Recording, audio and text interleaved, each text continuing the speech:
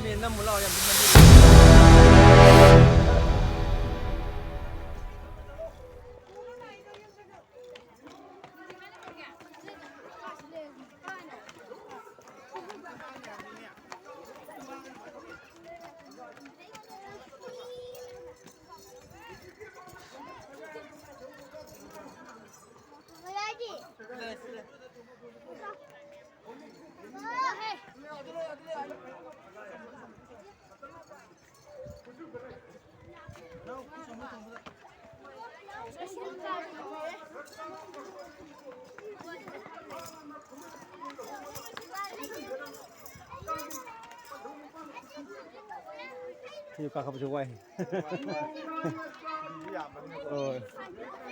ꯃꯥꯟꯅꯕ ꯁꯤꯁꯨ ꯌꯥꯝꯃꯤ ꯑꯗꯨꯝ ꯁꯤꯔꯤꯁꯦ꯫ ꯑꯉꯥꯡ ꯆꯩꯔꯥꯎ ꯀꯥꯏꯔꯛꯏꯁꯤ꯫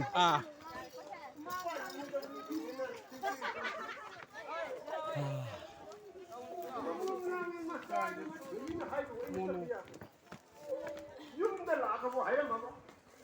ꯅꯤꯉꯣꯜꯒꯤ ꯃꯥꯒꯤ ꯋꯥꯡꯂꯦꯟ ꯈꯔ ꯑꯣꯏꯁꯨ ꯄꯥꯝꯕꯣꯝ ꯆꯤꯡꯗꯕ ꯌꯥꯗꯦ ꯇꯝꯕꯗꯤ ꯃꯥꯒꯤ ꯋꯥꯈꯜ ꯈꯟꯗꯅ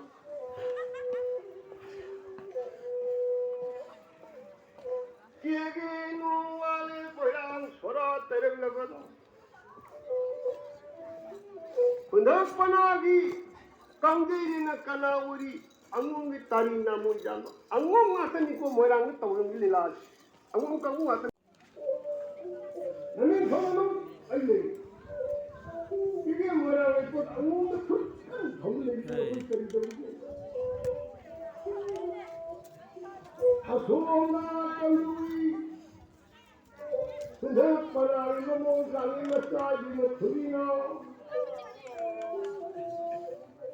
피해보는 밤에 꼬여야 꿈치 꿈자 까리고 마 그가빠나 까리에서 거기가 돌려는 거리 너무 빠지 전부 까이고 제가 지금은 이거는 너무 당근이 가지고 왔거든. 그날 까이고 일난단다. 근데 북한이 까이고 지냈어. 얘네가 마지막이 뻔한 피할 하여튼 한테 까이고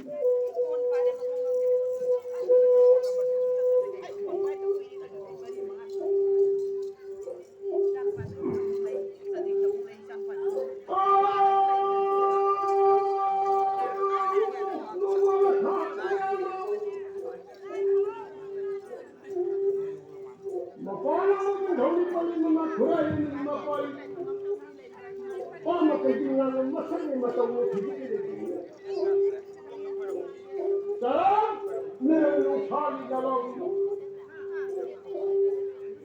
강기 모두 걸었어 내가 군산 떠나게 강기 신에서 뭐하게 해? 그걸 갖다 진짜 이유를 그랬지 아무것도 버티기가 이제 해가 하는 거였거든 아무것도 때리는 버티기가 되는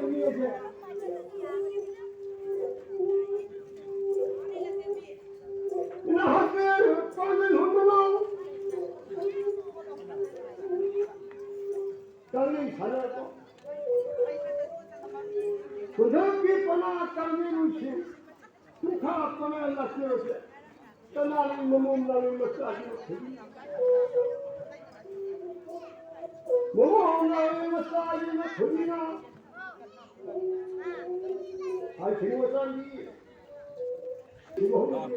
뻔한 사람은 너무 뻔한 사람을 봐야지 Dua loi 여러분이 나이 타고 그다음에 한번 누군가에게 무조건 타러 오겠지. 강의에 세웠어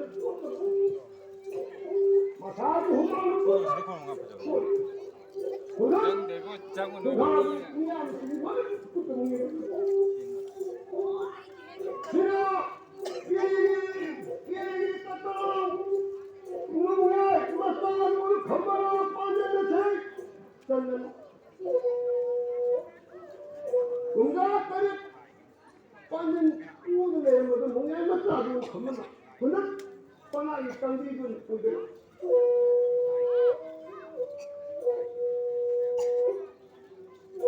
깡비에 보여보다 너무 땅에 마사지를 돌리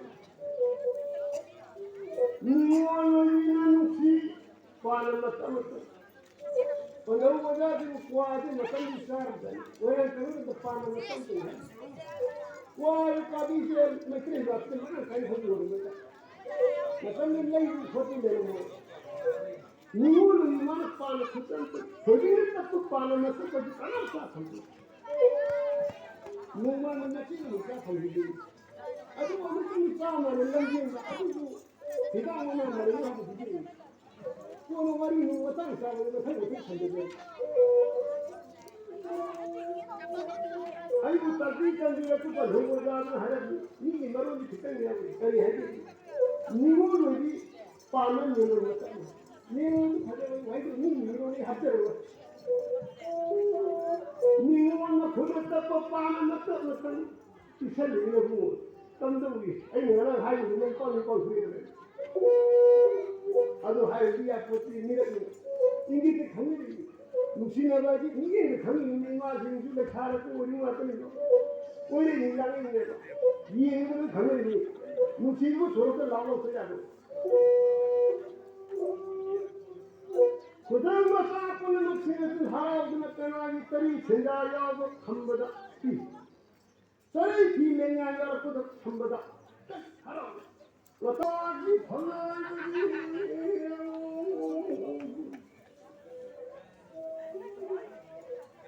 이거는 거기나라지요 시에는 보면 시에는 기회에 땅에 구워지는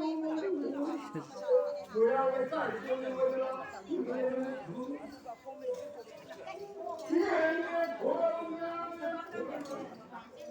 시에는 고향에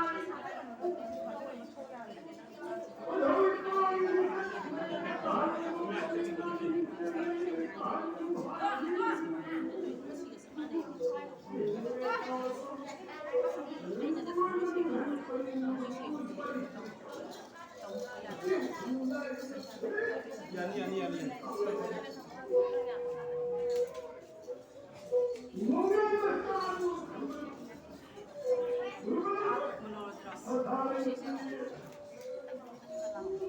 Ay, kurang apa? Ah, 손으로.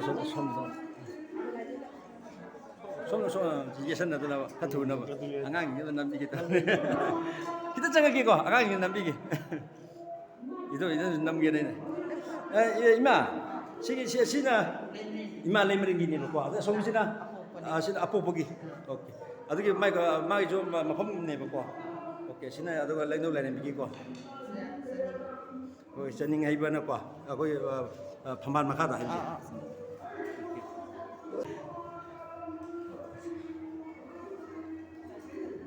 ꯑꯩꯈꯣꯏꯒꯤꯅ ꯏꯃꯥ ꯍꯟꯗꯛ ꯁꯤꯡꯀꯠꯄ ꯁꯤꯡꯊꯥꯕꯁꯦ ꯁꯤꯗ 이마ꯒꯤ ꯃꯣꯠ ꯍꯥꯏꯐꯦꯠꯇꯪ ꯐꯣꯡꯗꯣꯛꯄꯤꯌꯨ ꯍꯟꯗꯛ ꯆꯍꯤꯒꯤ ꯄꯥꯡꯊꯣꯛꯈꯤꯕ ꯆꯩꯔꯥꯎꯕꯁꯤꯒꯤ ꯍꯥꯏꯇꯥꯔꯦ ꯁꯤꯡꯊꯥꯕ ꯆꯠꯄꯗꯤ ꯑꯩ ꯌꯥꯎꯗ꯭ꯔꯦ. ꯌꯥꯎꯗꯦꯕ ꯐꯔꯦ ꯐꯔꯦ ꯑꯗꯨꯗꯤ ꯌꯥꯝ ꯅꯨꯡꯉꯥꯏꯔꯦ ꯌꯥꯎꯖꯔꯀꯥꯟꯗ ꯑꯩ ꯍꯥꯏꯖꯔꯦ. 오케이 땡큐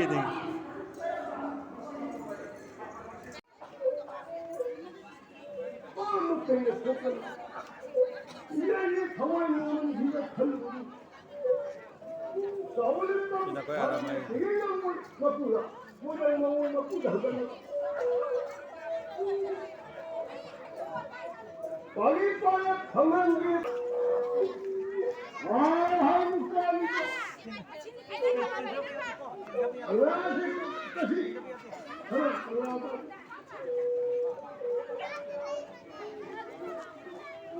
그냥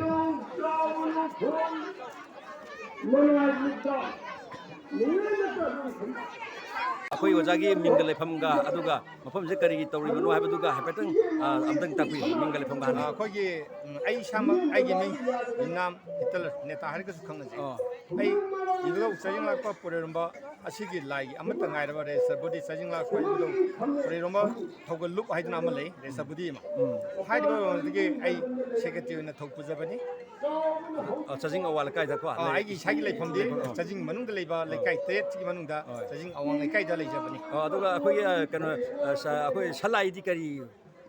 ꯏꯁꯥꯒꯤ ꯁꯂꯥꯏꯗꯤ ꯑꯩꯗꯤ ꯃꯉꯥꯡ ꯁꯂꯥꯏ ꯑꯣꯀꯦ ꯑꯩꯈꯣꯏꯒꯤ ꯍꯟꯗꯛꯀꯤ ꯆꯍꯤ ꯍꯧꯕ ꯆꯩꯔꯥꯎꯕꯒꯤ ꯄꯥꯡꯊꯣꯛꯏꯕꯁꯦ ꯁꯤꯒ ꯏꯕꯨꯙꯧ ꯄꯨꯔꯩꯔꯣꯝꯕꯒꯀꯣ ꯄꯨꯔꯩꯔꯣꯝꯕꯒꯤ ꯈꯨꯕꯝꯁꯨ ꯑꯣꯏꯔꯦ ꯑꯗꯣ ꯑꯅꯤꯒꯤ ꯃꯔꯛꯇ ꯂꯩꯅꯔꯤꯕ ꯔꯤꯂꯦꯁꯟꯁꯦ ꯁꯤ ꯃꯇꯥꯡꯗ ꯍꯥꯏꯐꯦꯠꯇ ꯍꯥꯏꯕꯤꯌꯨ ꯃꯁꯤ ꯑꯩꯈꯣꯏꯒꯤ ꯆꯥꯖꯤꯡ ꯈꯨꯟꯖꯥꯒꯤ ꯃꯅꯨꯡꯗ ꯂꯩꯔꯤꯕ ꯑꯩꯈꯣꯏꯅ ꯏꯕꯨꯙꯧ ꯆꯥꯖꯤꯡꯂꯥꯛꯄ ꯄꯨꯔꯩꯔꯣꯝꯕ ꯍꯥꯏꯅ ꯈꯪꯅꯔꯤꯕ ꯂꯥꯏꯐꯝ ꯈꯨꯕꯝꯂꯦꯟ ꯑꯁꯤ ꯅꯤꯡꯁꯤꯡꯕ ꯊꯣꯛꯇ꯭ꯔꯕ ꯃꯇꯝꯗꯒꯤ ꯆꯍꯤꯒꯤ ꯑꯣꯏꯕ ꯆꯍꯤ ꯍꯧꯕ ꯅꯨꯃꯤꯠ ꯑꯁꯤꯗ ꯅꯠꯇꯅ ꯀꯨꯝ ꯑꯃꯒꯤ ꯂꯝꯇꯥ ꯊꯥꯡꯖꯒꯤ ꯊꯧꯔꯝ ꯀꯨꯝꯂꯥꯛ ꯂꯝꯗꯥꯏꯕ ꯑꯃꯗꯤ ꯏꯕꯨꯙꯧꯒꯤ ꯍꯔꯥꯎ ꯃꯊꯣꯏ ꯀꯥꯕꯒꯤ ꯊꯧꯔꯝꯅꯆꯤꯡꯕꯁꯤꯡꯗ ꯌꯥꯝꯅ ꯃꯔꯨꯑꯣꯏꯅ ꯂꯦꯞꯄ ꯂꯩꯇꯅ ꯂꯤꯁꯥꯡꯁꯤꯟꯅ ꯉꯁꯤ ꯆꯠꯊꯔꯛꯇꯨꯅ ꯂꯥꯛꯂꯤ ꯉꯁꯤꯁꯨ ꯀꯨꯝꯁꯤ ꯆꯍꯤ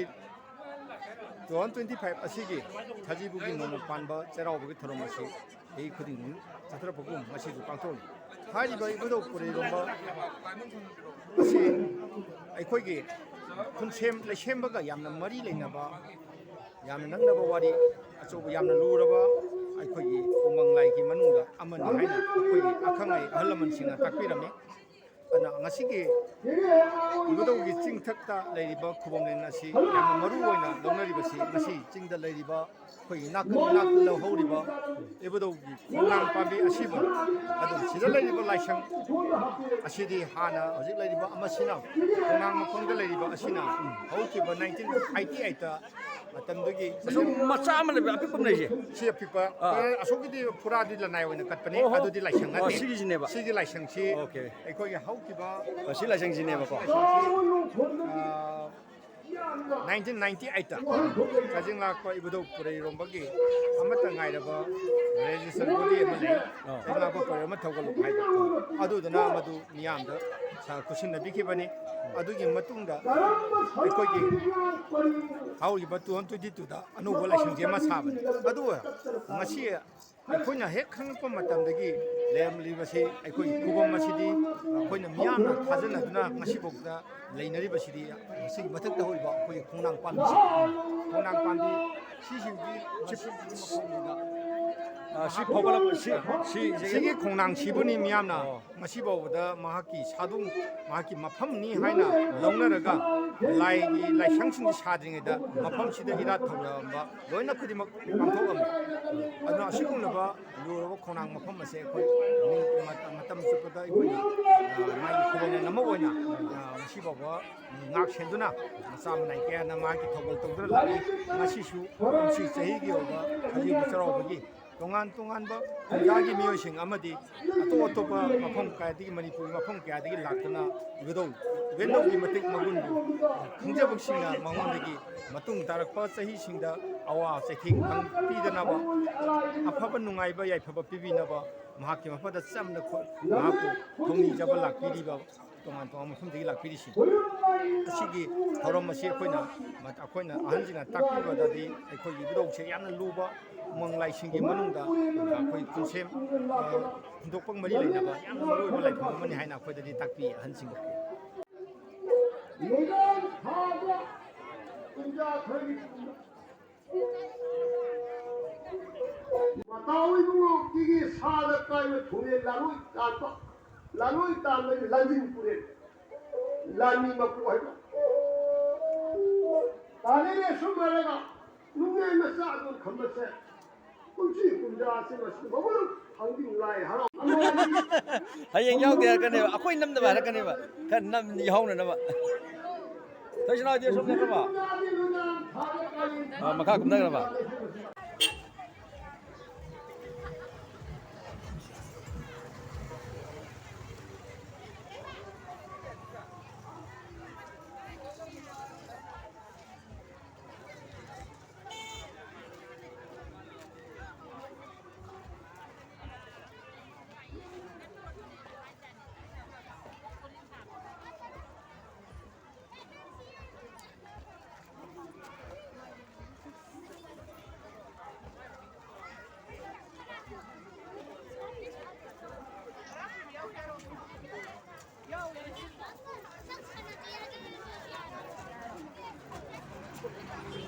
꽃게 암실 내게 꽃게 요로 말게 깨시 깨실 내게 암실 들어봐 이만원 좀 내면 잠깐 봐 이제 야래